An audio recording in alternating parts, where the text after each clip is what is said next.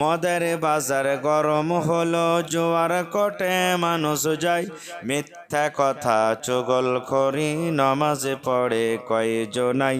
ভাব নিরালায়, ভাব নিরালায়, গজব কেন রে দুনিয়ায়, শান্তি কেন নাই রে দুনিয়ায়। মদের বাজার গরম হলো, জোয়ার কোটে মানুষ যায়, মিথ্যা কথা চুগলখড়ি নমাজে পড়ে কয়জনাই। ভাব নিরালায়, গজব কেন রে দুনিয়ায়, শান্তি কেন নাই রে দুনিয়ায়। সন্তান হয়ে মাতা পিতার কথা শুনতে রাজি নাই, যাহা ইচ্ছা তাহা করব, বুড়া বুড়ির কিসের ভয়।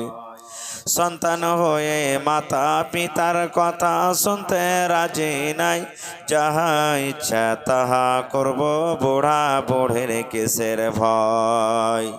বুড়ার হলো মাথা খারাপ, বুড়ার হলো মাথা খারাপ, নামাজে রোজার চারি গাই।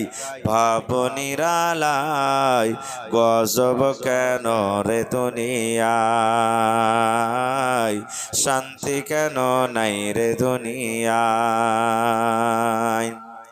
মেয়েরা কয় স্বাধীন হলাম, পুরুষের আর দরকার নাই, পুরুষ নিয়া কি করিব, নিজের কামাই নিজে খায়। মেয়েরা কয় স্বাধীন হলাম, পুরুষের আর দরকার নাই, পুরুষ নিয়া কি করিব, নিজের কামাই নিজে খাই। ভাব নিরালায়, ভাব নিরালায়, গজব কেন রে দুনিয়ায়, শান্তি কেন নাই রে দুনিয়ায়। নারে তাকবীর। আজকে জলসার যোগ্যতময় শ্রদ্ধেয় সভাপতি সাহেব, সামনে বসে থাকা ইসলাম দরদি, দিন দরদি ভাই ও বাবাজিরা, পর্দানসীন মায়েরা এবং খালারা, সমস্ত তারিফ ও গুণগান সেই মহান আল্লাহ তাবারাক ওয়া তাআলার জন্য, যে মহান আল্লাহ তাবারাক ওয়া তাআলা আজকে আমাদেরকে এত গরমের মৌসুমে, গরমের টাইমে, গরম বিছানা, নরম বিছানা, ফ্যানের তলাকে ত্যাগ করে এই মসজিদের জালসার পিন্ডালের তলাতে একত্রিত হয়ে বসে কিছু বলার ও শোনার তৌফিক দিয়েছেন। তাই আমরা সে আল্লাহর প্রশংসা করি। অন্তর থেকে মুহাব্বতের সাথে সকলেই পড়েন আলহামদুলিল্লাহ। একটু জোর করে পড়েন ভাই, আলহামদুলিল্লাহ। তারপর আমাদের শেষ নবী হযরত মুহাম্মদুর রাসূলুল্লাহ পড়েন সাল্লাল্লাহু আলাইহি সাল্লামের পর অগণন দারুদ শরীফ শান্তির ধারা বর্ষিত হোক, আমিন। আল্লাহুম্মা সাল্লি আলাই, আল্লাহুম্মা বারিক আলাই। এই দেখেন একজন আমার দাদি যান, আচ্ছা ছেলেপিলার নাম কি? তৈয়ব আলীর মা, আচ্ছা 400 টাকা দান করেছেন, মাশাআল্লাহ। একটু লেখা রাখেন মাওলানা, কিছু বলি তখন পরে দোয়া করে দিয়েছি, আমি দোয়া করে দেবো ইনশাআল্লাহ। একটু কিছু বলি তখন দোয়া করে দিয়েছি, মাওলানা লেখা রাখেন। তৈয়ব আলীর মা,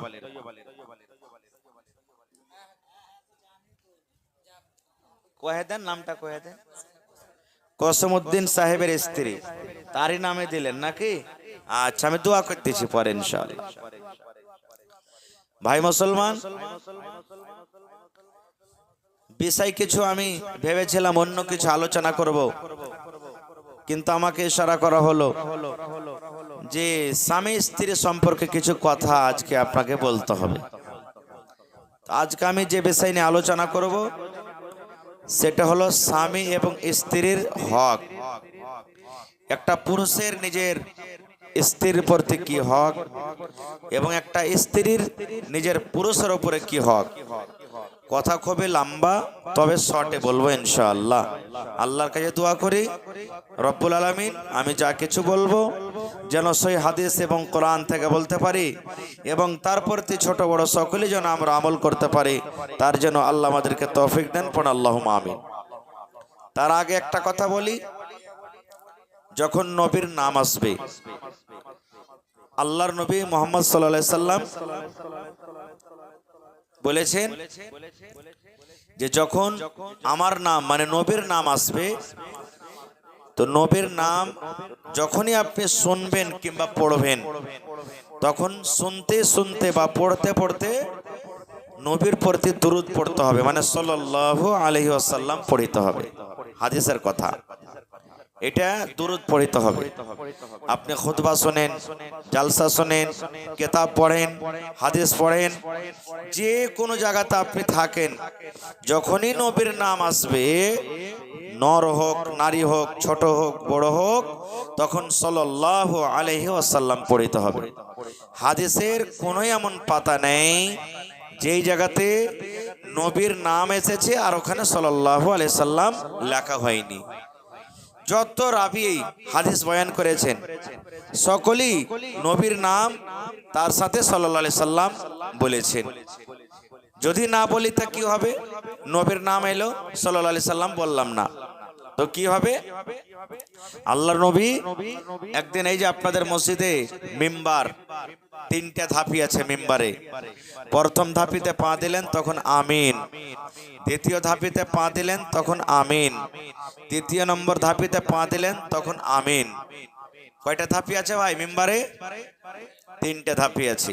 তিন ধাপিতে পা দিলেন আমিন আমিন আমিন। আমিন মানে আল্লাহ তুমি কবুল করো, আল্লাহ তুমি কবুল করো।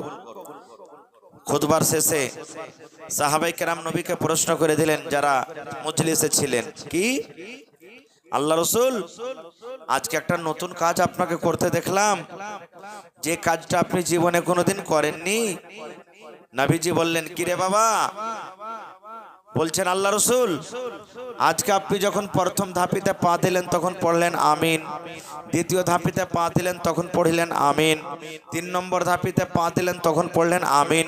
তো নবীজি আমিন মানে তো কবুল করা, এখানে তো কেউ দোয়া করেনি যে আপনি আমিন পড়লেন, এখানে তো কোনো মানুষ দোয়া করেননি, আমিন পড়লেন, কারণটা কি? সুবহানাল্লাহ। এবার নবীজি কি বললেন?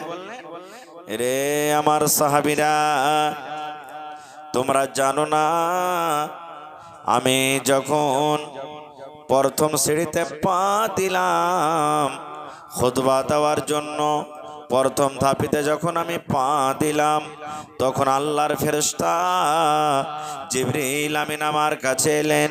আসার পর আমাকে আস্তে আস্তে করে বললেন, নবী গো,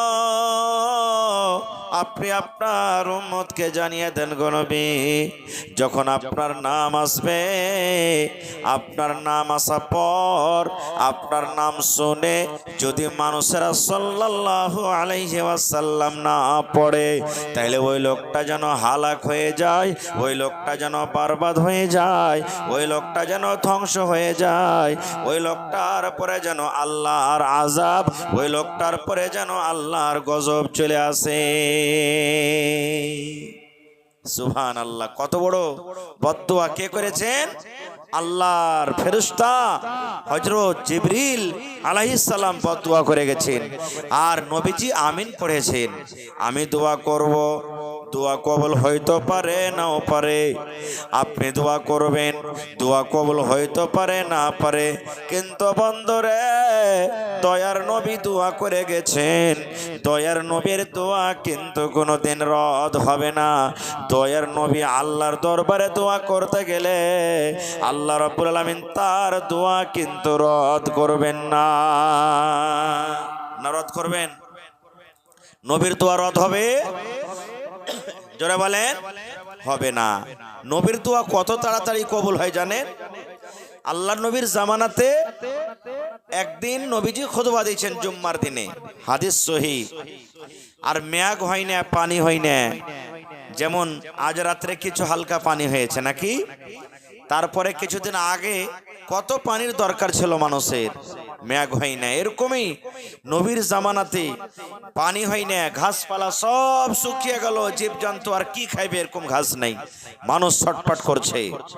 একজন সাহাবী যা নবীকে বলছেন, আল্লাহর নবী গো, ঘাসপালা সব শুকিয়ে গেল, ঘাস পাওয়া যায় না, জানোয়ারকে, উটকে, বকরিকে, ভেড়া ভেড়িকে কি খাওয়াবো? মানুষ চিন্তায় চিন্তিত, মানুষ ছটপট ছটপট করছে। নবী গো, একটু আল্লাহর দরবারে দোয়া করে দেন, আল্লাহ রাব্বুল আলামিন যেন আমাদেরকে পানি দেন, আল্লাহ রাব্বুল আলামিন যেন আমাদের প্রতি দয়া করেন, রহম করেন। নবীজি কিন্তু খুতবা দিচ্ছেন, আর ওই সাহাবী যে নবীকে বলছেন একটু দোয়া করে দেন যেন আল্লাহ পানি দেয়। আল্লাহ রাসূল দোয়া করে দিলেন, আল্লাহুম্মা আসকানা, আল্লাহুম্মা আসকানা, আল্লাহুম্মা আসকানা, আল্লাহুম্মা সায়্যিবান নাফিআ, আল্লাহুম্মা সায়্যিবান নাফিআ, আল্লাহুম্মা সায়্যিবান নাফিআ। এগুলা পানি চাহা দোয়া। আরো দোয়া আছে কয়েকটা। আল্লাহ রাসূল দোয়া করে দিলেন, নবীর দোয়া শেষ হয়নি, নবীর খুতবা শেষ হয়নি, ঝমঝম ঝমঝম ঝমঝম ঝমঝম করে পানি শুরু হয়ে গেল। সুবহানাল্লাহ। খুতবা শুরু হয়, শেষ হয়নি, ঝমঝম করে পানি হইতে লাগলো। সাহাবায়ে কেরাম বলছেন যে আমরা মনে হয় বাড়ি যেতে পারবো না, এরকম পানি হইতে লাগলো। কয়দিন পানি হইলো ভাই? হাদিসে এসেছে, শুক্রবারে দোয়া করলেন খুতবার টাইমে নবীজি, শুক্রবার পানি হলো, শনিবার হইলো, রবিবার হইলো, সোমবার হলো, মঙ্গলবার হইলো, বুধবার হইলো, বৃহস্পতিবার হইলো, আবার এক সপ্তাহ পর কিন্তু জুম্মার দিন এলো, পানি কিন্তু বন্ধ হয় না, হইতেই আছে পানি। এবার বলেন, বেশি পানি হইতে গেল না ক্ষতি? ক্ষতি হবে না ভাই? সব ঘাস পাত ডুবে যাবে যেখানটা আছে। আবার সে সাহাবী কিংবা অন্য কোন সাহাবী নবীজি জুম্মার দিনে আবার খুতবা শুরু করে দিয়েছেন। এবার ওই সাহাবী নবীকে বলছেন, ইয়া রাসূলুল্লাহ, আল্লাহর নবী গো, সব ঘাস ডুবে গেল নবী গো, সব ঘাস ডুবে গেল নবী গো, মালজালকে কি খাওয়াবো? পানির আর দরকার নাই, আর পানির আমাদের দরকার নাই, একটুখানি আল্লাহর দরবারে দোয়া করেন, আল্লাহ রাব্বুল আলামিন যেন এই পানিকে বন্ধ করে দেয়, আর পানির দরকার নাই। এবার নবীজি আবার আল্লাহর দরবারে দোয়া করে দিলেন। কি দোয়া করলেন? আল্লাহুম্মা হাওয়ালাইনা ওয়ালা আলাইনা, আল্লাহুম্মা হাওয়ালাইনা ওয়ালা আলাইনা। এটা হলো পানি বন্ধ করার দোয়া। যেমনই নবী দোয়া করলেন, ওরে সুবহানাল্লাহ, দোয়া করতে না করতে বিজলির কারেন্টের মতন পানি কিন্তু বন্ধ হয়ে গেল। নারে তাকবীর! পানি বন্ধ হয়ে গেল। তাহলে দেখেন নবীজির দুয়ার পাওয়ার, সুবহানাল্লাহ। তো নবীর যখন নাম না আসবে, যদি আপনি চুপচাপ বসে থাকেন, সাল্লাল্লাহু আলাইহি সাল্লাম না পড়েন, তাহলে কিন্তু কে দোয়া করে গেছেন? হালাক হয়ে যাও, বরবাদ হয়ে যাও। আল্লাহর নবী আমিন পড়েছেন, জিবরিল ফেরেশতা দোয়া করে গেছেন, তারপর দোয়া কিন্তু লেগে যাবে। আর বদদোয়া কাকে লাগবে জানেন? কাকে বদদোয়া লাগবে? ওরে সুবহানাল্লাহ, স্বামী স্ত্রীতে ঝগড়া হয়, হয় কি হয় না? দেখবেন 100টা কেসের মধ্যে আদালতে, কোর্ট কচুরিতে শেরশাবাদীর মোটামুটি ৭০ থেকে ৮০টা কেস শেরশাবাদী মুসলমানেরই আছে। আর ওই ৮০টা ৯০টা কেসের মধ্যে মোটামুটি ৫০-৬০টা শুধু স্বামী স্ত্রীর কেস।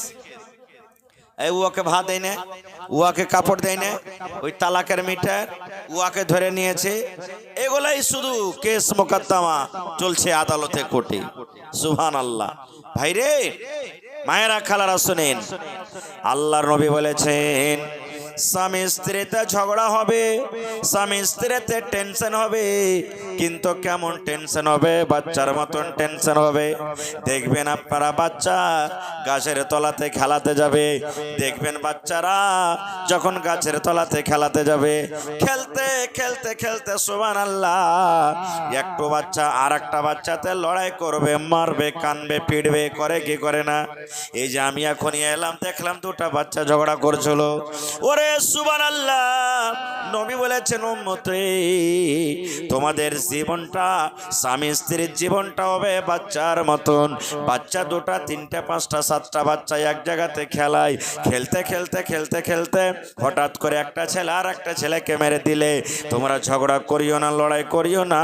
বাচ্চা কানতে কানতে কানতে বাড়ি চলে গেল, মা গি অমুক ছেলেটা আমাকে মারলে গে মা, আব্বাজি অমুক ছেলেটা আমাকে মারলে শিকায়েত করবে। রে মুসলমান, আল্লাহর নবী বলেছেন উম্মত রে তুমি দেখলে তোমার ছেলেরা এখনই ঝগড়া করলে, ঠিক 1 ঘন্টা পর 2 ঘন্টা পর 3 ঘন্টা পর দেখিও যেই ছেলে দুটা আপসের মধ্যে লড়াই করেছে ঝগড়া করেছে ওই ছেলে দুটা 2 ঘন্টা পর আবার একসাথে খেলছে। খেলে না? খেলছে না? খেলে না? নবী বলেছেন এই মতো স্বামী স্ত্রীর জীবন রে যদি তোমার এই বেলাতে টেনশন হইল তাহলে ওই বেলাতে তুমি তোমার রাগটাকে শান্তি করে দাও। আল্লাহ রাসূল বলেছেন উম্মত এ পুরুষের দলেরা তোমার স্ত্রীরা যদি ভুল করে দেয় তাহলে তুমি তাকে মারিও না, প্রথমে মারিও না। তোমার স্ত্রীরা একটা মানুষ, ও যদি ভুল করে দেয় খবরদার খবরদার তাকে হাসে দিয়া তাড়িও না, তাকে লাঠি দিয়া মারিও না, তাকে কায়দা দিয়া মারিও না, এই কথাটা বলিও না এরে হালের বেটি হালি তোকে আমি জবাই করে দেব, তোকে খোঁট বেড়া দিয়ে মাইরে তোর পা হাতকে গোড়া করে দেব না। কেন? মহিলাদের জন্ম কোথা থেকে হয়েছে জানেন? আদম আলাইহিস সালামের রিড়ের হাড্ডি থেকে। শরীরের মধ্যে রিড়ের হাড্ডি সব থেকে হলো টেঁড়া, সব থেকে টেঁড়া হাড্ডি হলো রিড়ের হাড্ডি। আল্লাহ রাসূল বলেছেন মহিলাদের জন্ম হলো রিড়ের হাড্ডি থেকে, মানে টেঁড়া হাড্ডি থেকে।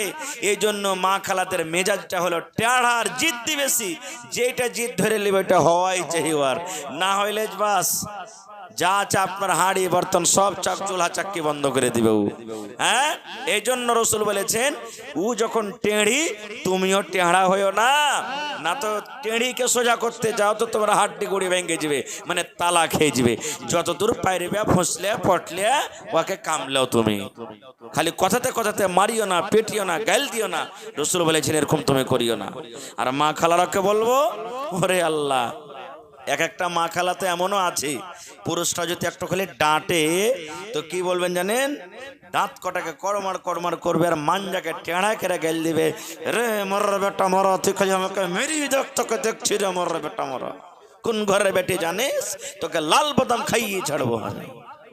এই দেখেন এমন করে কথা কইবে এই বেচারি, এর ভোল্টেজ তখন হয়তো আরো বেড়ে যাবে না তো কমে যাবে যে ঠিকই রে।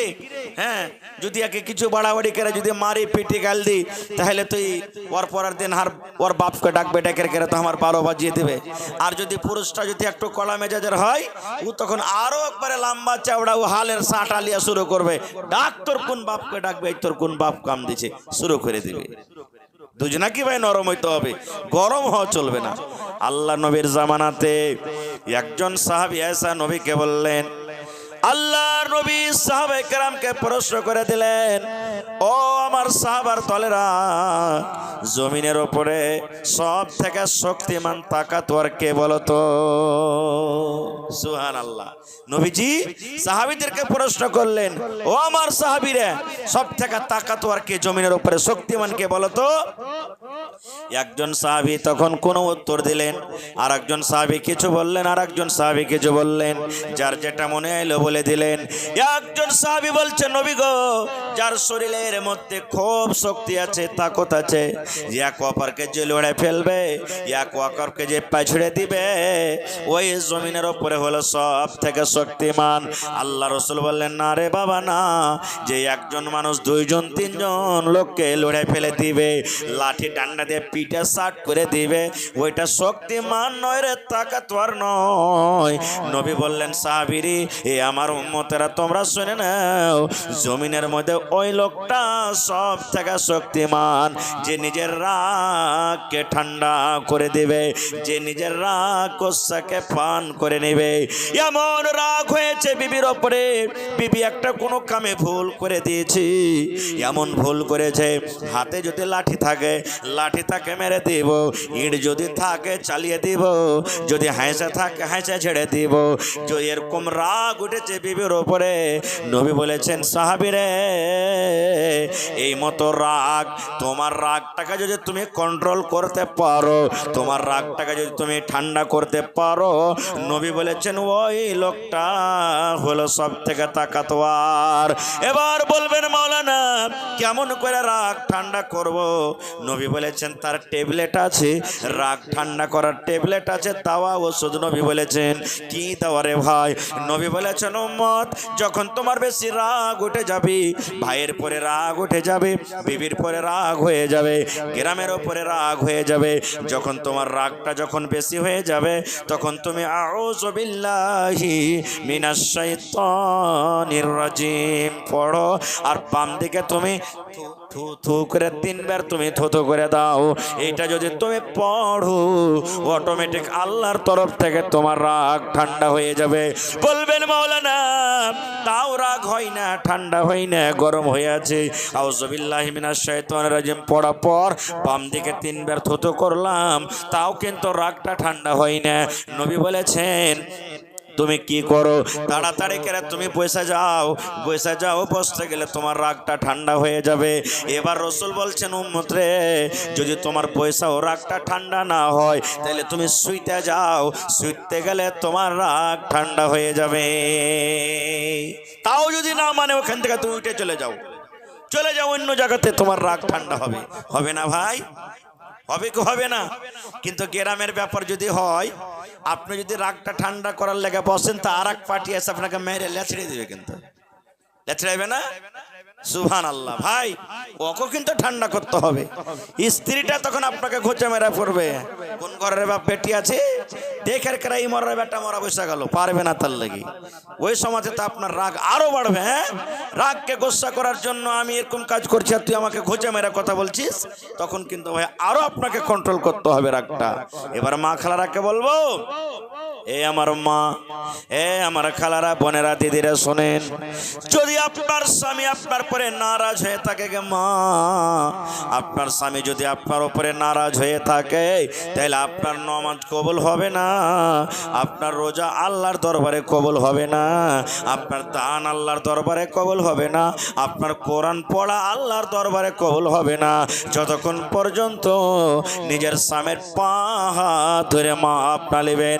আপনার স্বামী যতক্ষণ পর্যন্ত আপনাকে মাপ না করে দিবে, অতদিন পর্যন্ত আপনার নামাজ রোজা কিছুই আল্লাহর দরবারে কবুল হবে না।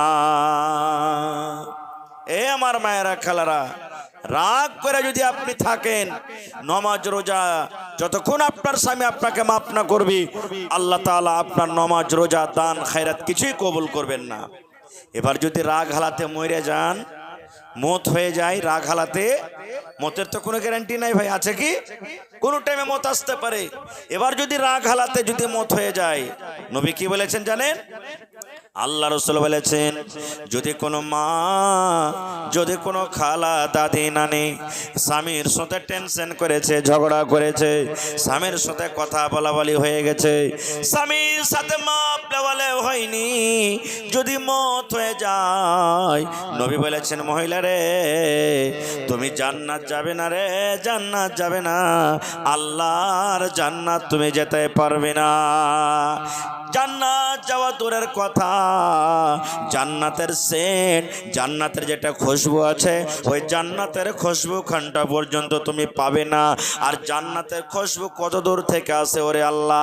একটা লোক ৭০ বছর একটা ঘোড়াতে কিংবা হেঁটে যেতে যেতে যেতে যত দূর পৌঁছিবে, ওরে সুবহানাল্লাহ, ৭০ বছর দূরের রাস্তা থেকে জান্নাত থেকে খুশবু আছে। রাসূল বলেছেন মহিলা, জান্নাত দূরের কথা, ওই তুমি জান্নাতের খুশবু খানটা পর্যন্ত পাবে না। নারে তাকবীর!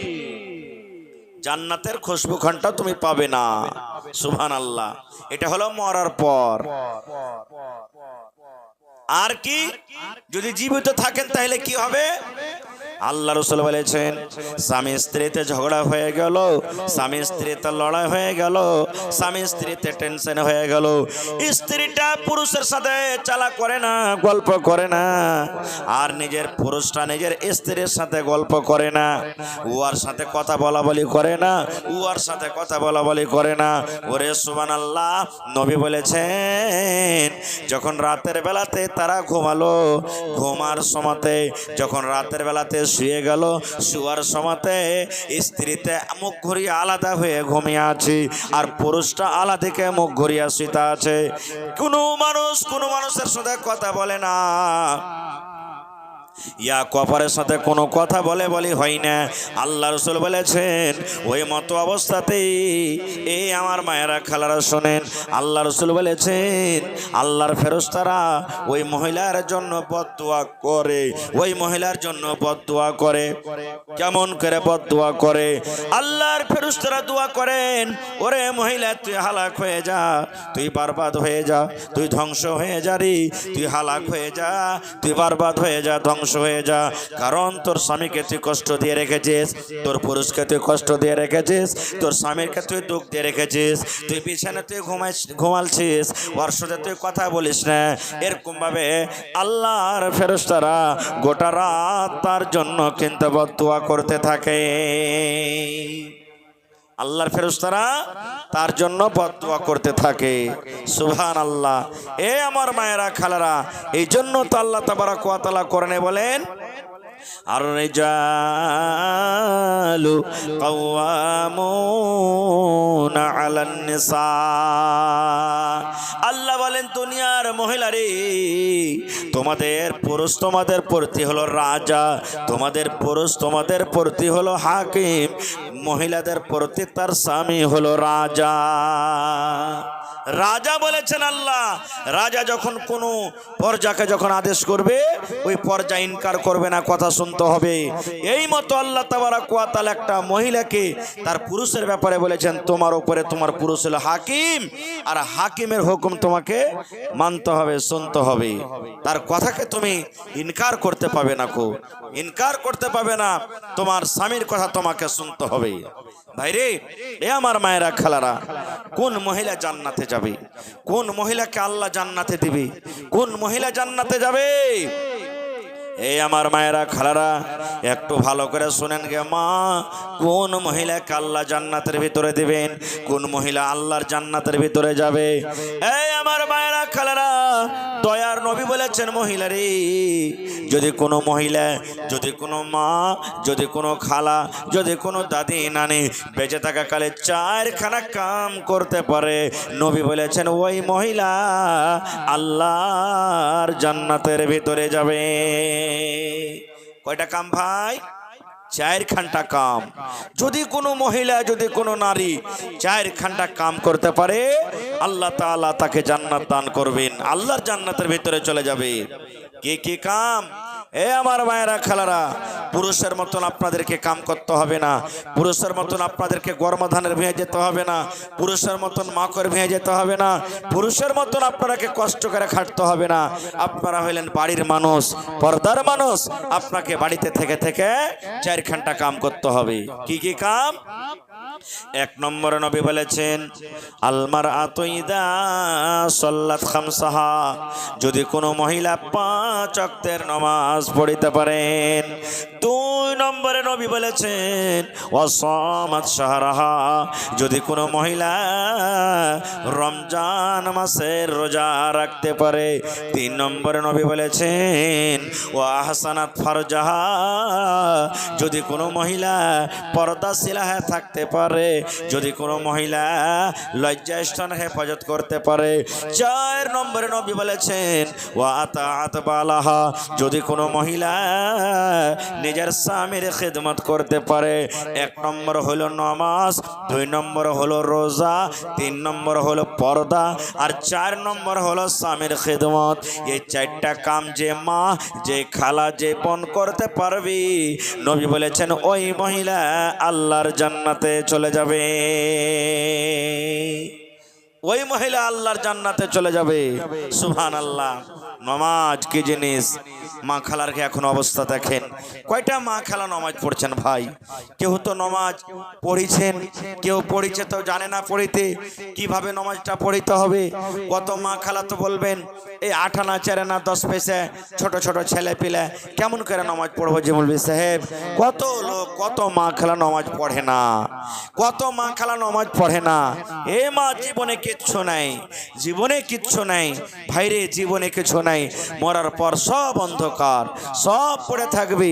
যে ছেলে, যে মেয়ে, যে স্ত্রী, যে বোন, যে বেটা বেটির জন্য আমি আপনি সব কিছু করছি, মরার পর তারা কিচ্ছু কাজ দিবে না। ওই ছেলেরা বলবে যে তাড়াতাড়ি করে বাপকে থিয়ে কবরস্থানে রে, মাকে থিয়ে কবরস্থানে, কারণ এই থাকতে গেলে দুর্গন্ধ করবে। এই মৃত্যু মানুষকে আর থইতে হবে না বাড়িতে, তাড়াতাড়ি করে একা মাঠে থিয়াই, কবরস্থানে থিয়াই। সুবহানাল্লাহ।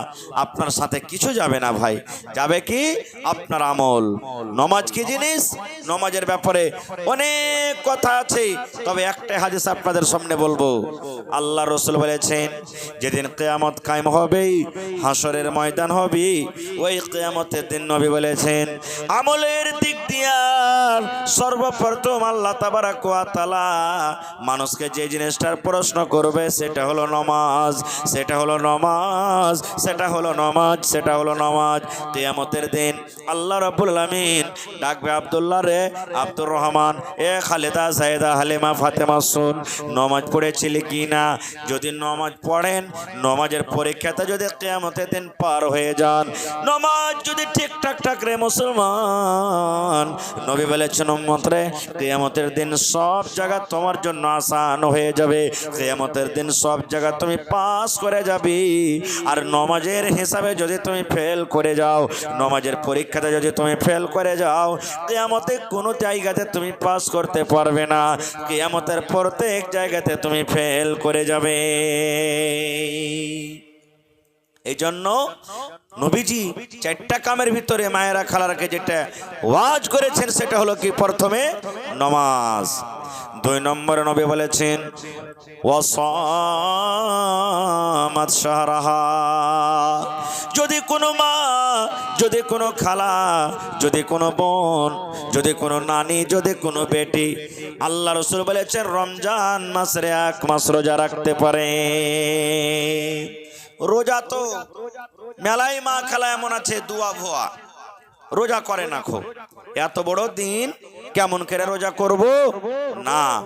মা খালার খেয়ে মেলাই আল্লাহ ছুট দিয়েছে। কি ছুট দিয়েছে জানেন?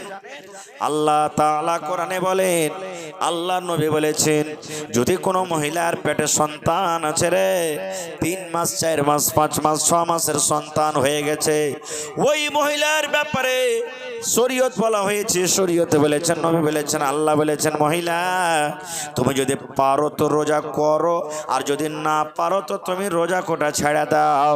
যে মা খালারকে কোলে সন্তান আছে, বাচ্চা দুধ পান করছে, ওই মা খালাতের ব্যাপারে আল্লাহ রাসূল বলেছেন মহিলারে যদি তুমি পারো তো রোজা করো, আর যদি না পারো তো রোজা ছেড়ে দাও। কারণ তুমি রোজা না করো তোমার বাচ্চা দুধ খেতে পাবে না। তুমি যদি না খেয়ে থাকো তোমার দুধ শুকিয়ে যাবে, তোমার বাচ্চা না খেয়ে থাকবি। এই জন্য মহিলা তুমি পারলে রোজা করো, না পারলে তুমি রোজা ছেড়ে দাও। আল্লাহ নবী বলেছেন রোজার হালাতি, রোজার মাসে যদি কোনো মহিলার ইয়ামসে চালু হয়ে যায়, মাসিক চালু হয়ে যায়, হাজ শুরু হয়ে যায়, 3 দিন 4 দিন 5 দিন 6 দিন, আল্লাহ নবী বলেছেন জয় দিন মহিলারা না পাক হয়ে থাকবে, রোজা রাখবে না, রোজা রাখবে না তাদের রোজা হবে না। আল্লাহ নবী বলেছেন, মহিলা তুমি রোজা ছেড়ে দাও, রোজা ছেড়ে দাও, তুমি রোজা ছেড়ে দাও, কারণ তুমি রোজা করলে রোজা হবে না। এই জন্য নবী বলেছেন, যখন রমজান মাস পার হয়ে যাবে, রমজান মাস যখন শেষ হয়ে যাবে, আগামী বছর রোজা আসার আগে আগে জয়টা তোমার রোজা ছুটেছে, ওই রোজা কোটাকে তোমাকে পূর্ণ করতে হবে। রোজার মাসে যেটা রোজা ছুটলো মহিলাদের, আল্লাহ রাসূল বলেছেন আগামী বছরকার রোজা আসতে না আসতে 11 মাসের মধ্যে তোমাকে রোজা কোটা পুরা করতে হবে। রোজা ফরজ আছে, রোজা তোমাকে আদায় করতে হবে। কিন্তু হ্যাঁ, কোনো এমন ভাই, মা, খালা, দাদি, নানি এমন বেমারি হয়েছে রোজা করতেই পারবে না, ও রোজা করতেই পারবে না, এমন বেমারি দিয়েছে, আর ভালো হওয়ারও কোনো চান্স নেই। ওরকম মহিলা বা পুরুষ কি করবে? ওরা ফিদিয়ে দেবে, ফিদিয়ে দিবে, ওরা রোজা করতে পারবে না, এই জন্য ফিদিয়ে দিবে। আর একটা মাসলার কথা বলে দিই, যদি রোজার মাসে সন্তান হয়ে যায়, মেলায় মা খালাদের সন্তান হয় কি হয় না? সন্তান হয়ে যায়। মা খালাদের মধ্যে একটা ফতোয়া জারি আছে, আরে মা কি রে 40 দিন না হলে নামাজ হবে না, 40 দিন 75 নামাজ রোজা কিচ্ছু হবে না, এটা ভুল কথা। 40 দিন সব মহিলাদের জন্য নয়, সব মহিলাদের জন্য নয়। যার যেমন শরীর তেমন সেই তাড়াতাড়ি করে পাক সাফ হয়ে যায়। কোনো মা খালা 5 দিনে ভালো হয়ে যায়, কোনো মা খালা 10 দিনে ভালো হয়ে যায়, কোনো মা খালা 20 দিনে ভালো হয়ে যায়, কোনো মা খালা 1 মাসে ভালো হয়ে যায়, কোনো মা খালা 35 দিনে ভালো হয়ে যায়, কোনো মা খালা 40 দিনে ভালো হয়ে যায়। 40 দিন শেষ টাইম, শেষ সময়। নবী বলেছেন, মহিলা রে, সমস্ত মহিলাদের জন্য 40 দিন নয় রে। যখন তুমি ভালো হয়ে যাইবা, তুমি নামাজ রোজা করবে। যদি কোনো মানুষ, কোনো মহিলা 10 দিনে ভালো হয়ে যায়, আর কিছু দেখা যায় না, 11 দিনকে দিন তাকে নামাজ পড়তে হবে। যদি কোনো মহিলা 15 দিনে ভালো হয়ে যায়, 16 দিনকে দিন নামাজ পড়বে। যদি কোনো মহিলা 20 দিনে ভালো হয়ে যায়, 21 দিনকে দিন নামাজ পড়তে হবে। শেষ টাইম, শেষ সময়।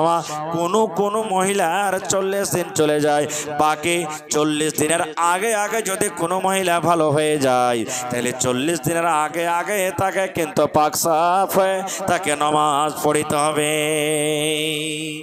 আর একটা কথা, শরীয়তে কথা বলছি ভাই, মেলাই মা খালা এমন আছেন, ও 10টা 11টাতে পাক হয়ে গেছে, কিংবা জোহরের পর আসর আগে আগে পাক হয়ে গেছে, কিংবা আসর পর আর কিচ্ছু দেখা যায় না। ওই মা খালারা কি করবে জানেন? নমাজি যদি হয়, ও সেদিন কিন্তু বাদ দিয়ে দিবে, নমাজ পড়বে না খো। তারপরের দিন গোসল করে তখন জোহর থেকে চালু করবে। ওই মাকে বলবো, খালাকে বলবো, বোনরে, আসরের নামাজের পর আপনি পাক হয়ে গেলেন, আসরের নামাজের পর আপনি পাক হয়ে গেলেন, আসরের নামাজের পর আপনার আর কিচ্ছু দেখা যায় না, তাহলে আপনার পরে ফরজ হয়ে গেল। আপনি তাড়াতাড়ি করে ফরজ গোসল করলেন, আর গোসল করার পর বোন আপনাকে নামাজ পড়িতে হবে, কারণ আপনার সামনে মগরিব আসছে, মগরিব আপনাকে পড়িতে হবে। আপনার সামনে এশা আসছে, এশারে নামাজ পড়িতে হবে। আপনার সামনে সুবহানাল্লাহ ফজর আসবে, ফজর আপনি পড়তে হবে। এই সমস্ত নামাজকে আপনি ছেড়ে দিলেন, হেলা খেলা করে থাকলেন। কিয়ামতের দিন এই নামাজ সম্পর্কে আল্লাহ রাব্বুল আলামিন কিয়ামতের দিন সওয়াল করবেন। নামাজ একটা এমন জিনিস, আল্লাহ তাআলা গোটা পৃথিবীর জমিনকে মসজিদ করেছেন। মসজিদ আসতে না পারলে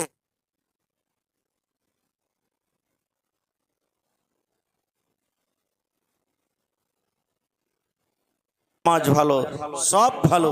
যার নামাজে ফেল, কিয়ামতের দিন সব জায়গাতে কিন্তু ফেল হয়ে যাবে। তো 1 নম্বর নামাজ, 2 নম্বর হয়ে গেল কি? রোজা। যে মা খালারকে রমজান মাসে রোজা ছুটে গেছে, এখনো রোজা করতে পারেনি, ওই মায়েরা, বোনেরা, খালারাকে বলবো যে আপনারা যত তাড়াতাড়ি পারবেন আল্লাহুস সামাদ, ওই রোজাটাকে আপনারা পুরা করে নেন। রোজার মেলায় কিসিম আছে, ফরজ রোজা আছে, মাসে মাসে 3টা করে রোজা আছে, মুহররমের রোজা আছে, এই যে বকরা ঈদের একটা রোজা আছে। কখন? বকরা ঈদের দিন নয়, বকরাদের দিন রোজা করতে হবে না, বকরাদের আগা দিন চাঁদের 9 তারিখে ইয়াউমে আরফার রোজা আছে ভাই, একটা রোজাটা করবেন। ইয়াউমে আরফার রোজা এটা খুব বড় ইবাদতের জিনিস, আল্লাহুস সামাদ, খুব বড় ইবাদত। এই জন্য ইয়াউমে আরফার যেদিন ঈদ বকরিদ করবেন, বকরিদ পড়ার আগা দিন একটা রোজা করতে হবে ইয়াউমে আরফার। আর আমরা মুসলমান রোজাটা করব কখন?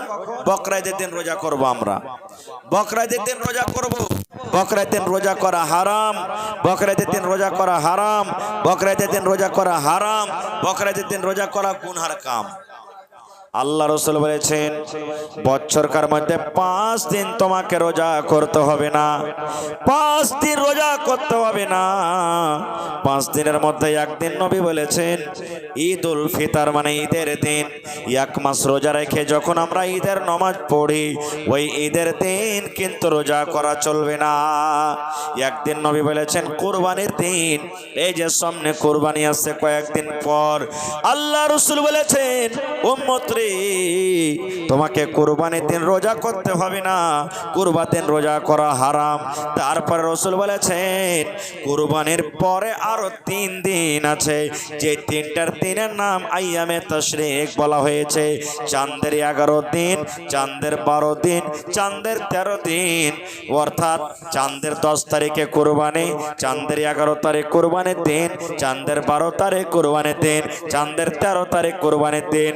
4 দিন হলো কোরবানির দিন, 4 দিন রোজা করা চলবে না, চলবে না।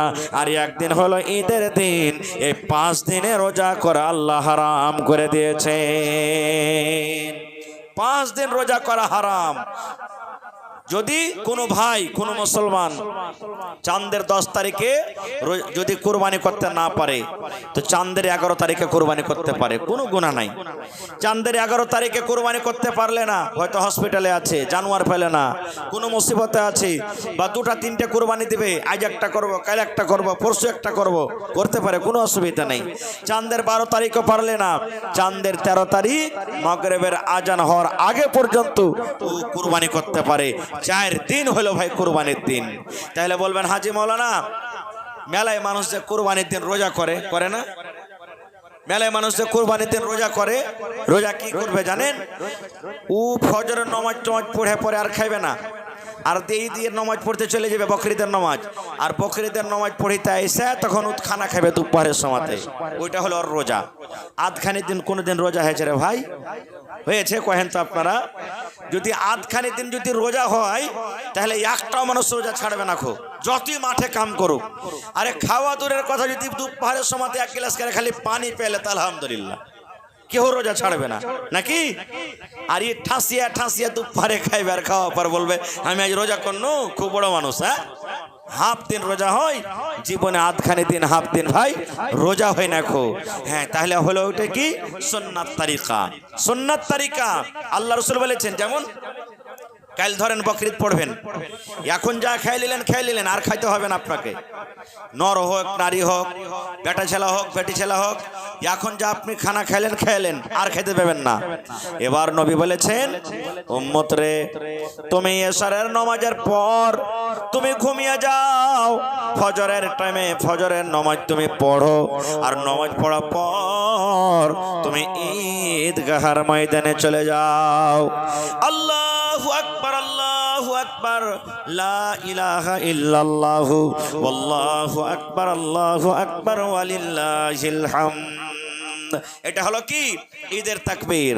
আল্লাহু আকবার, আল্লাহু আকবার, লা ইলাহা ইল্লাল্লাহু ওয়াল্লাহু আকবার, আল্লাহু আকবার ওয়ালিল্লাহিল হামদ। আল্লাহু আকবার কবীরা, আল্লাহু আকবার কবীরা, আল্লাহু আকবার ওয়াজাল, আল্লাহু আকবার ওয়ালিল্লাহিল হামদ। এগুলা হলো কি?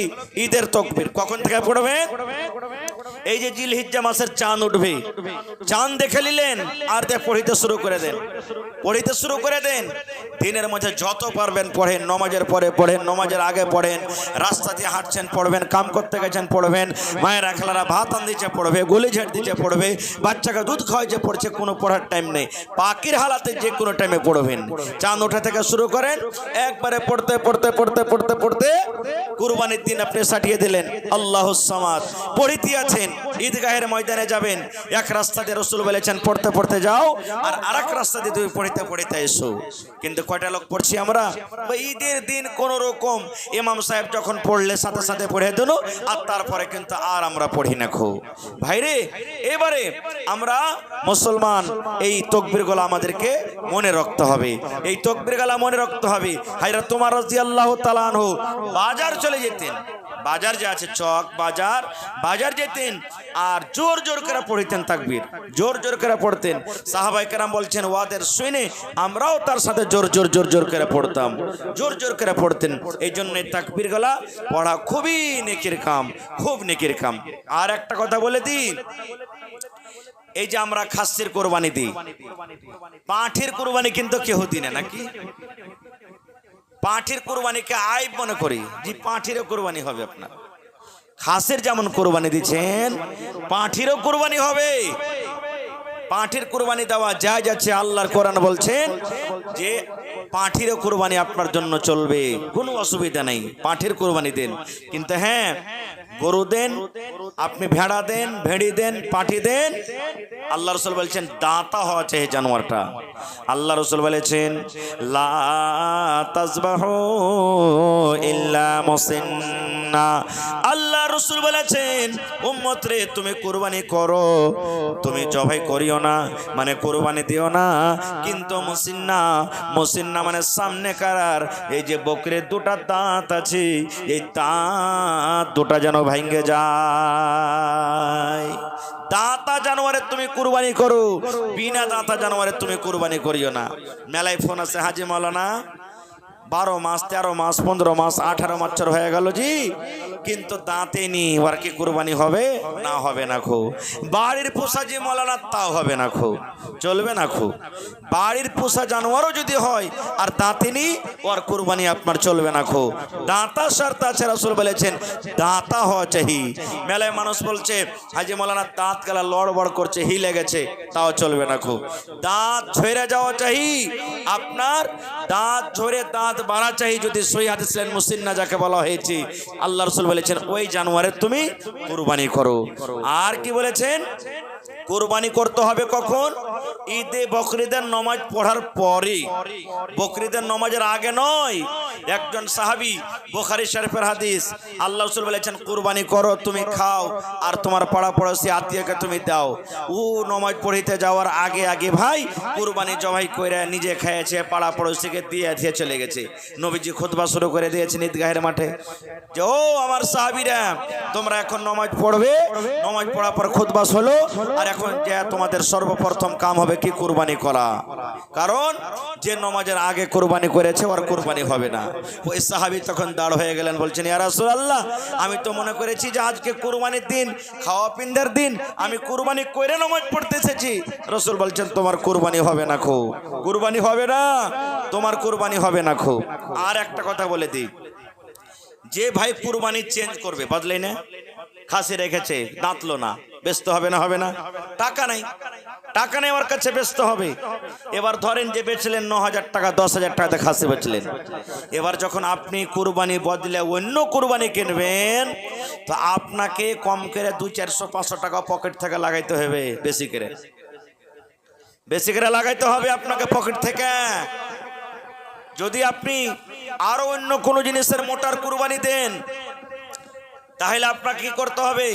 ধরেন কুরবানি আপনি বদলে দিলেন, আপনার পছন্দ হলো না, যে কোনো কুরবানি দিবেন আপনি, আপনি যেই দামে বিক্রি করেছেন তার থেকে কিছু টাকা বেশি লাগিয়ে আপনাকে কুরবানি কিনতে হবে। এবার বললেন মাওলানা কম টাকাতে যে পাইলেছি কুরবানি, কিছু বেঁচে গেছে 200, 400, 500, 1000, ও গোটা টাকা কি করব? আপনি পেটে খাইতে পাবেন না টাকা গোটা। ওই টাকা গোটা ফকির মিসকিন গরিব দুঃখীকে আপনাকে পেটে দিতে হবে। বেঁচে গেল, আপনাকে ওই টাকা গোটা ফকির মিসকিন গরিব দুঃখীকে বেঁটে দিতে হবে, পেটে আপনাকে খাইতে হবে না খো। আর যদি পারেন তো বেশি করে পকেট থেকে লাগিয়ে কিছু বাড়িয়ে আপনি কুরবানি দেন, এটা হলো সুন্নাত আর আফজাল তারিকা।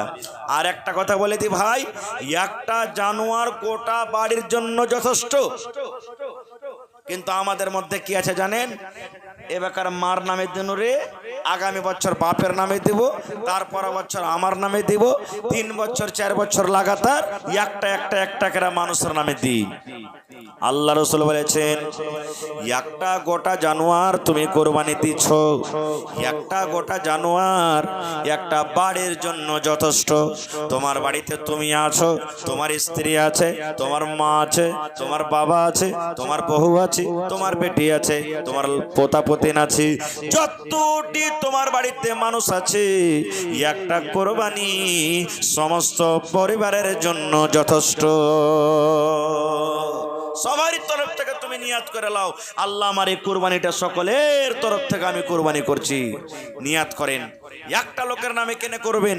একটা লোকের নামে করলেন তো একটাই লোক নাকি ফেলে, আর ওই জানোয়ার টাকা যদি আপনি গোটা পরিবারের নামে করে দেন তো অতখানি কেন নাকি সভা কি আল্লাহ দেবে? তো কোনটা বেশি ভালো হলো যে ভাই? সবারই তরফ থেকে না নিয়াত করাটা ভালো হলো। আপনি শুধু নিয়াত করলেন, দেনেওয়ালা কি আল্লাহ, আল্লাহ দেবে, আপনি শুধু নিয়াত করলেন। কিন্তু হ্যাঁ, একটা ভাগা যদি আপনি দেন তো একটা লোকের নামই কিনতে হবে। ইখতিলাফি মাসলা। কোনো মানুষ বলছে যে না গোটা পরিবারের তরফ থেকে হয়ে যাবে, কিন্তু না, সহি কথা হলো একটা ভাগা দিবেন তো একটা মানুষের তরফ থেকে হলো। আর একটা গোটা যদি আপনি জানোয়ার দেন তাহলে সবারই তরফ থেকে আপনি কুরবানি দিবেন, এটা হলো যথেষ্ট। আর একটা কথা বলে দিই, যে লোকেরা মারা গেছেন, মরে গেছে, ওই লোকেদের নামে কুরবানি করছেন, কিন্তু সহি মাসলা হলো এইটাই, যেই লোকেরা মরে গেছে ওয়ার্কে নামে কুরবানি না করে ওই টাকা কটা যদি দান করে দেন তো এটাই বেশি সব থেকে ভালো, এটাই বেশি ভালো। যে মা, দাদু, দাদি, নানা, নানি, আত্মীয় স্বজন মরে গেছে, ওর নামে কুরবানি না করে ওই ভাগে করার টাকা যদি আপনি দান করে দেন, দান করাটা বেশি আফজাল আর ভালো। কারণ যে মরা মানুষের নামে কুরবানি করা আল্লাহুস সামাদ হাদিস থেকে বা উলামায়ে কেরাম কেউ বলেছেন যে দিলে দিতে পারে, কিন্তু সহি মাসলা যেটা বয়ান করা হয়েছে যে ওয়ার্কের নামে কুরবানি না করাটাই বেশি ভালো। কিন্তু উলামায়ে কেরামের মধ্যে কোনো উলামা বলছেন যে যদিও তুমি কুরবানি করো, যে আমি মানবো না, কুরবানি করেই দিব মরা মানুষের নামে, তো যতখানি গোশ হবে গোশ খানটা তুমি খাইতে পাবে না, ওই গোশ খানটা সমস্ত লোকেরাকে বিলিয়ে দিতে হবে, বাঁটতে হবে, বাঁটতে হবে, গোশখানটা তুমি খাইতে পাবে না, খুব ওই গোশখানটা বেঁটে দিতে হবে। এটা হলো আফজাল আর সুন্নাত তারিকা। ভাইরে, তাহলে মেলায় মানুষ কিন্তু এখানে কথা বলে, কেন কুরবানি হবে না, দান হবে তো কেন কুরবানি হবে না? মেলায় মানুষ প্রশ্ন করে, দান করবে তো কেন কুরবানি হবে না? খো ভাইরে, এটা হলো একটা ইবাদত, আর ইবাদত আমাদেরকে ওইভাবেই করতে হবে যেভাবে নবী মুহাম্মদ সাল্লাল্লাহু আলাইহি সাল্লাম করেছেন। ওর থেকে না আমরা কম করতে পারবো, আর না ওর থেকে নিজের মনে কিছু বাড়িয়ে চাড়িয়ে আমরা করতে পারবো। কারণ একজন সাহাবী এসে নবীকে বলছেন, ইয়া রাসূলুল্লাহ, আমার মা মরে গেছেন, মা বেঁচে থাকলে হয়তো আমাকে দানের কথা বলতেন, মার জন্য কি কিছু করতে পাবো না? নবীজি বললেন, সাহাবীরে, মা মরে গেছে তোমার, মায়ের জন্য তুমি দান করো, মা মরে গেছে মায়ের জন্য দান করো। তাহলে মরা মানুষের নামে দানের তো প্রমাণ হয়ে গেল। রাসূল নিজে বলেছেন, মা মরে গেছে মায়ের জন্য তুমি দান করো, মসজিদ বানিয়ে দাও, মাদ্রাসা বানিয়ে দাও, কল গালিয়ে দাও, কুয়া গালিয়ে দাও, জমিন বিক্রি করে মায়ের নামে করে দাও, মেলা এরকম দানের তালিকা আছে, ওগুলা তুমি মায়ের জন্য দান করো। ভাই, এই জন্য দানের কথা যেখানে আছে, আর একটা হাদিস আছে, রাসূল বলেছেন, ইজা মাতাল ইনসান, মানুষ যখন মরে যায়, ইনকাতা আনহু আমালুহু, সমস্ত আমল তার বন্ধ হয়ে যায়, ইল্লা মিন সালাসা, নবী বলেছেন তিনটা আমল ছাড়া, তিনটা আমল ছাড়া মরার পরও আল্লাহ রাব্বুল আলামিন কবরে পৌঁছে দেবেন। তার মধ্যে একটা হলো, আল্লাহ রাসূল বলেছেন সাদকায়ে জারিয়া, সাদকায়ে জারিয়া। মা মরে গেছেন, বাবা, দাদু, দাদি, নানা, নানি মরে গেছেন, তার নামে যদি আপনি দান করেন, আল্লাহ রাব্বুল আলামিন অনলাইন মা বাবার কবরে আপনার দানটাকে পৌঁছে দেবেন। বলার কথা মেলাই আছে ভাই, গরমের টাইম সময় কেমন করছে, তবে এটা হলো আল্লাহর ঘর। আল্লাহর ঘরের জন্য আজকে জালসা। আল্লাহর ঘর বানাইতে হবে। মসজিদের আলহামদুলিল্লাহ মেলায় কাজ হয়ে গেছে, জমিন প্লাস্টার করতে হবে। আর জমিন প্লাস্টার করতে গেলে মোটা টাকার দরকার আছে ভাই। আল্লাহুস সামাদ। এই যে আড়াবাড়িতে জালসা করলাম, ওরে আল্লাহ, এত লোক দান করলেন, মনে হয় 10 লাখ টাকা পার করে গেছে। এত লোক দান করেছেন, 10 লাখ প্লাস হয়ে গেছে। তার আগের দিন জালসা করলাম তেত্রি বাড়িতে, ওখানেও 4 লাখ প্লাস হয়ে গেছে। এত দান করেছেন ভাই। তো ভাই রে, একজন মহিলা আল্লাহুস সামাদ তেত্রি বাড়িতে 1 লক্ষ টাকা দান করেছেন। একটা মহিলা, এই আপনার পরশু তরশুকের জালসা দিয়ে 2 দিন 3 দিন আগকার, যেদিন আড়াবাড়িতে জালসা হয় তার আগা দিন একটা মহিলা, এখনো একটা হাজি সাহেব, হ্যাঁ হাজি ইসরাফিল সাহেব 1 লক্ষ টাকা দান করেছেন আল্লাহর ঘরের জন্য। সুবহানাল্লাহ। এই যে আপনাদের এরকম ভাবে মেলায় লোক, মুখিয়া জিতাও 1 লক্ষ টাকা দান করেছেন, কেউ 25,000, কেউ 50,000। এই যে মৌলানা আনোয়ার সাহেব 50,000 টাকা দান করেছেন। এইভাবে কেউ 20,000, কেউ 10,000, কেউ 15,000, কেউ 25,000 মেলায় এরকম দান করেছে। ভাই কত নাম বলবো ভাইরে, এটা হলো আল্লাহর ঘর। আল্লাহ তাবারাক ওয়া তাআলা নিজের ঘরের ব্যাপারে বলছেন, মামবানা লিল্লাহি মাসজিদান বানাল্লাহু লাহু বাইতান ফিল জান্নাহ। আল্লাহর রাসূল বলেছেন, উম্মত রে, যদি তুমি আল্লাহকে রাজি করার জন্য, আল্লাহ তাবারাক ওয়া তাআলাকে খুশি করার জন্য যদি দুনিয়াতে আল্লাহর এখানে ইবাদতখানা মসজিদ বানিয়ে দাও, আল্লাহ রাব্বুল আলামিন তোমার জন্য জান্নাতের ভিতরে এখন ঘর বানিয়ে দেবে। দুনিয়াতে মসজিদ বানবে আর আপনার জন্য জান্নাতে ঘর বানবে। দুনিয়ার মসজিদ বালু গিট্টি সিমেন্ট দিয়ে বানবে, আপনার মসজিদ 1 ইট ও সোনা 1 ইট চাঁদি দিয়ে জান্নাতের ভিতরে বানবে। তাহলে আজকে আপনি নিজে ফয়সালা করেন যে দুনিয়ার মসজিদ বানিয়ে, আল্লাহর ঘর বানিয়ে জান্নাতে ঘর নেবেন, আর না আল্লাহর ঘরকে না বানিয়ে জান্নাতের ঘর থেকে মাহরুম থাকবেন। নিজে ফয়সালা করেন। সুবহানাল্লাহ। ভাইরে, তাহলে দেখি আজকে কোন আল্লাহর বান্দা এবং বান্দি কেমন আছেন আজকের জালসাতে 10,000 টাকা দান করতে পারবেন? এরকম কোন মানুষ আছে? 10,000 টাকা একটা লোক দিতে পারবেন? দেখে কোন আল্লাহর বান্দা কিংবা বান্দি আছেন মসজিদে বালির দরকার আছে, 100 সেফটি বালু, 1 গাড়ি বালুর দাম দিতে পারবেন 5 থেকে 6,000 টাকা? দেখি কোন মা, খালা, দাদি, নানি এমন আছেন মসজিদে গিট্টির দরকার আছে, 100 সেফটি গিট্টি মোটামুটি 9 থেকে 10,000 টাকা লাগবে, দান করতে পারবেন? দেখি কোন আল্লাহর বান্দা বান্দি আছেন 100 বড়া সিমেন্ট, 100 বড়া সিমেন্ট 2 বড়া, 4 বড়া, 5 বড়া, 10 বড়া, 20 বড়া করে করে করে করে দান করবেন। মায়েরা, খালারাকে বলবো, গলার হার, নাকের, কানের, পায়ের বালি, পায়াল, কাঁসার বদনা, থালি, গিলাস যা আপনার বাড়িতে আছে গে মা, তাড়াতাড়ি করে আল্লাহ তাবারাক ওয়া তাআলার ঘরের জন্য নিজের নিজের ছেলে মেয়ের হাতে আপনারা দিয়ে পাঠান। কেউ লেট করিয়েন না, খুব আসেন একটু তাড়াতাড়ি করে। দেখি 1 টাকা দান করবেন, 1 টাকা আপনার কাছ থেকে নেব, কিন্তু একটা আবদার জানালছি ভাইরে, সময় খুব কম, 10 থেকে 15 মিনিটের মধ্যে নিজের নিজের দানটাকে আপনারা দিয়ে ভাই ছেড়ে দেন। কারণ আল্লাহ তাবারাক ওয়া তাআলা কখন কার আমলকে কবুল করবেন, কোন আমলে আল্লাহ তাআলা খুশি হয়ে যাবেন সেটা আল্লাহ জানছেন, আমি জানি না। তো একজন মহিলা সুবহানাল্লাহ সর্বপ্রথম 400 টাকা 1 বড় সিমেন্টের দাম দান করে গেছেন। নারে তাকবীর, মাশাআল্লাহ। তার স্বামীর নাম কি ছিল? কুসুমউদ্দিন সাহেবের স্ত্রী। স্বামী মনে হয় মারা গেছে নাকি? আহা, এই আল্লাহ, দেখো এই যে স্বামী স্ত্রীর কথা বললাম, আল্লাহুস সামাদ, স্বামী মারা গেছে, মনে পড়ে গেল রব্বানা যালামনা আনফুসানা ওয়া ইল্লাম তাগফির লানা ওয়া তারহামনা লানাকুনান্না মিনাল খাসিরিন। রব্বানা আতিনা ফিদ দুনিয়া হাসানা ওয়া ফিল আখিরাতি হাসানাতাও ওয়া কিনা আযাবান্নার। পরওয়ারদিগার আল্লাহ, এই পাক পরওয়ারদিগার কুসুমউদ্দিন সাহেবের স্ত্রী নিজের স্বামীর জন্য 400 টাকা হাজির করে দিলেন। আল্লাহ 4000 টাকা মনে করে তুমি কবুল করে নাও। স্বামী দুনিয়াতে নাই, কবরের ভিতরে চলে গেছেন। আল্লাহ স্বামীর কবরে তুমি জান্নাতের বিছানা দিয়ে দাও। আল্লাহ স্বামীর কবরকে তুমি নূর দিয়ে মনোয়ার করে দাও। রব্বানা তাকাব্বাল মিন্না ইন্নাকা আনতাস সামিউল আলিম। আমিন। কোন গায়ের? শাকরুল। মাশাআল্লাহ মাশাআল্লাহ, জাযাকাল্লাহ।